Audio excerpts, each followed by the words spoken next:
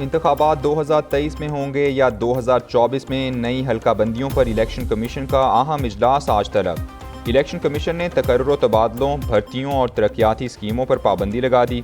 हर सियासी जमात को level playing field दी जाए। इलेक्शन कमीशन ने निगरान हुकूमतों को मुरासला लिख दिया। इदारों में भर्ती सियासी शख्सियात की मुलाजमत ख़त्म करने का हुक्म भी दे दिया। सरकारी रिहाइशगाहें खाली कराने, गाड़ियाँ वापस लेने की हिदायत जारी। निगरान वज़ीर आज़म, वज़राए आला और काबीना अरकान से असासों की तफसीलात भी मांग लीं।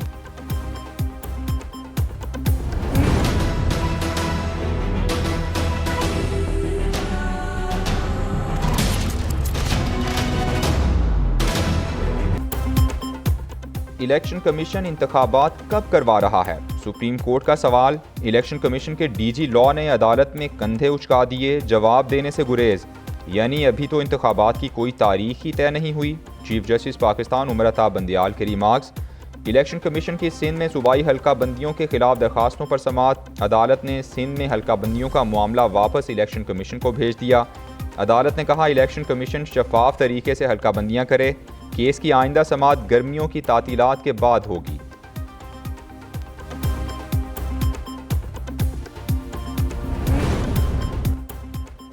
अली मर्दान डोम की निगरान वज़ीर आला बलोचिस्तान के फेवरेट उम्मीदवार। निगरान वज़ीर आला की नामजदगी की समरी पर आज दस्तखत मुतवक्के। जाम कमाल, मलिक सिकंदर, सरफराज बुगटी, मौलाना वासे और दीगर वज़ीर आला बलोचिस्तान से मुलाकात के लिए बलोचिस्तान हाउस इस्लामाबाद चले गए।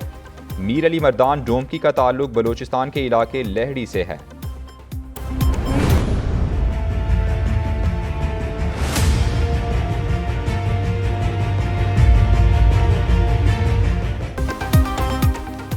नामजद निगरान वज़ीर आला सिंध की तकरीब हल्फबरदारी फिर मुलतवी। मकबूल बाकर की हल्फबरदारी कल हुई, ना आज होगी। गवर्नर हाउस में तकरीब हल्फबरदारी अब जुमेरात 17 अगस्त को होगी।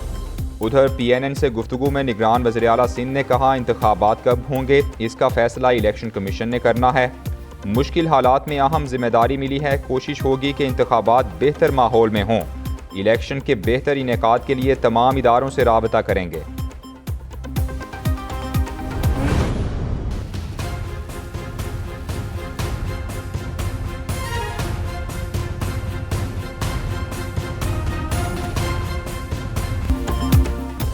डॉलर डार के इकदामात को मलिया मेट करने पर तुल गया।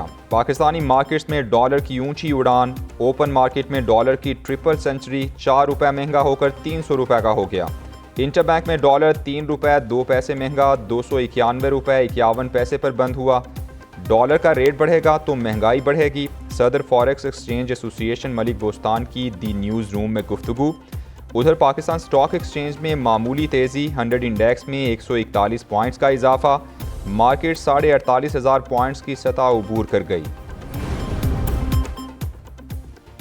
मुआशी बहरान निगरान वज़ीर आज़म के लिए बड़ा चैलेंज। अनवारुल हक काकड़ की ज़ेर सदारत मुख्तलिफ वजारतों के इजलास हुए। कहते हैं मुआशी पॉलिसीज़ का तसलसल कायम रखेंगे, इक्तिसादी हालत मज़ीद बेहतर करेंगे, अवामी फलाही मनसूबे बिला तातुल जारी रहेंगे।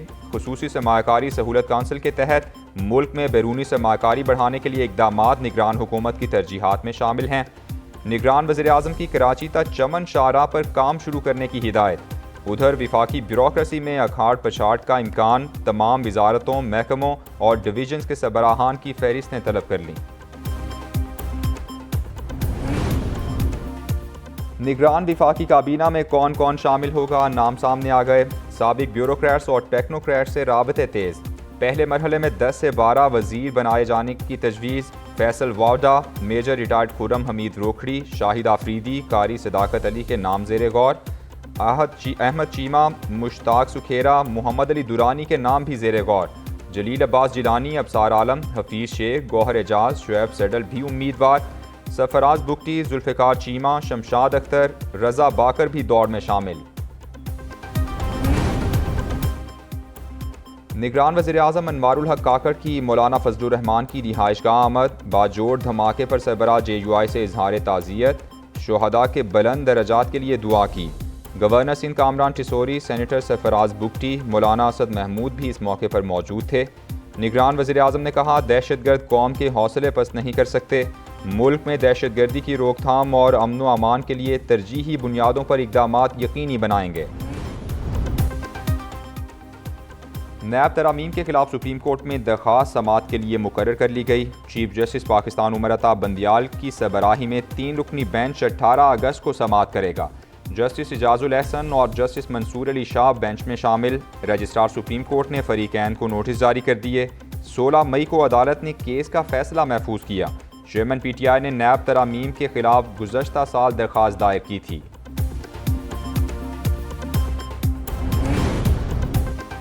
इस्तेहकाम पाकिस्तान पार्टी का साबिक हुकूमतों की नाकामियां सामने लाने का फैसला। जहांगीर तरीन और अब्दुल अलीम खान की ज़ेर सदारत पार्टी का इजलास। हाशिम डोगर का इस्तेहकाम पाकिस्तान पार्टी में शमूलियत का बाज़ाबिता ऐलान। इजलास से खिताब में जहांगीर तरीन ने कहा, नया पाकिस्तान बनाना ख्वाब था, उसे ज़रूर पूरा करेंगे। अब्दुल अलीम खान ने किसी सियासी जमात से इल्हाक को खारिज अज़ इम्कान करार दे दिया। कहते हैं PTI और PDM की हुकूमतें तबाही और बर्बादी में बराबर की जिम्मेदार हैं।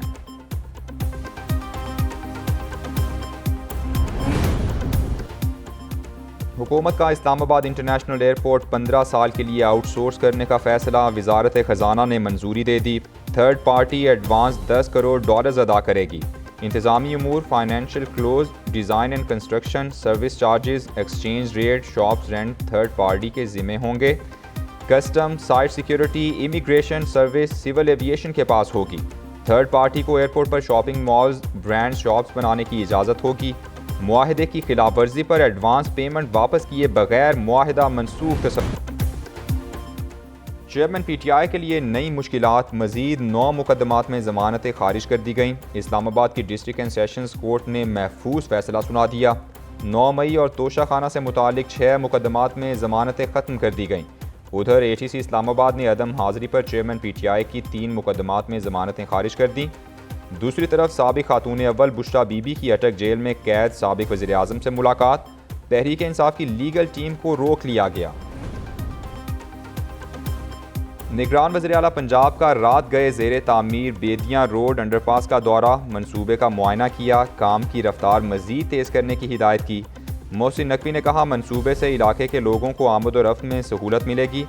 उधर निगरान वज़ीर आला पंजाब का LDA 1 विंडो सेल का भी दौरा। शहरियों की दरख्वास्तें ताख़ीर से निपटाने की शिकायत। वज़ीर आला ने मुतालिका हुकाम को दरख्वास्तें मुकर्ररा मुद्दत में निपटाने का हुक्म दे दिया। ओवरसीज़ पाकिस्तानियों की दरख्वास्तें 10 रोज़ में निपटाने का हुक्म। चंद गज ज़मीन ने 2 घराने उजाड़ दिए। मर्दान में मकान बेचने पर 4 अफराद कत्ल कर दिए गए। रशीदाबाद मायार के इलाके में मालिक मकान और पड़ोसियों के दरमियान तकरार। पड़ोसियों ने मालिक मकान की बीवी और 3 बेटों को मौत के घाट उतार दिया। कत्ल की वारदात के बाद मुलजिमान फरार हो गए।